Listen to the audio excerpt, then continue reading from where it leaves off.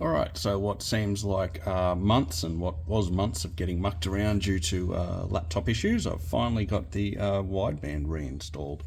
So I'll just quickly go through it, what I've done anyway. So I bought this clamp off Amazon or eBay or something like that. Basically, it's just a clamp that goes around your exhaust. It has a bung welded into it, and all you do is mark it out and you you drill into your exhaust. You clamp this on, and then you have a hole for a sensor or a wideband. Wideband screws into that. Now I just have it zip tied, the wiring zip tied up onto a rail here. And if you look underneath, I don't know if you can see, the wires go up through a floor plug here. So let's go up to the top. Alright, so you might not be able to see it really well, but it's just one of these little floor plugs that sit in the floor. All I did was drill an 8mm hole through one of the sides and then create a slit, or cut it, so I could slide the cabling in there. You can't really see, but it comes up under here.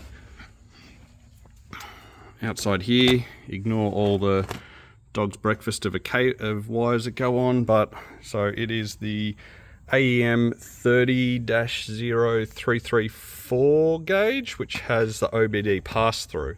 So that means I can connect straight into the OBD 2 port and have a pass-through, and then onto HP tuners. HP tuners already has all the parameters built into it, you just need to put it on. The other thing is you need a power supply. Now you can hardwire them in and all of this type of stuff. All I did with the cabling was I had a spare 12 volt cigarette style outlet, and I just spliced that into the cabling that came with the gauge itself. Now basically on the back of the gauge you've got 2 plugs. One of the plugs is for the wiring that comes straight from the wideband itself, and the other plug is the wiring that splits off. The cabling actually splits off, it goes to the OBD pass-through and the power. Alright, now inside you can see I've got my laptop sitting here. Turn the ignition to on. Obviously the gauge comes on. Will do its thing. Now to connect in.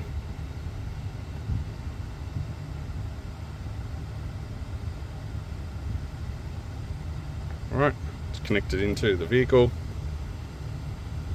Start scanning. And start it up.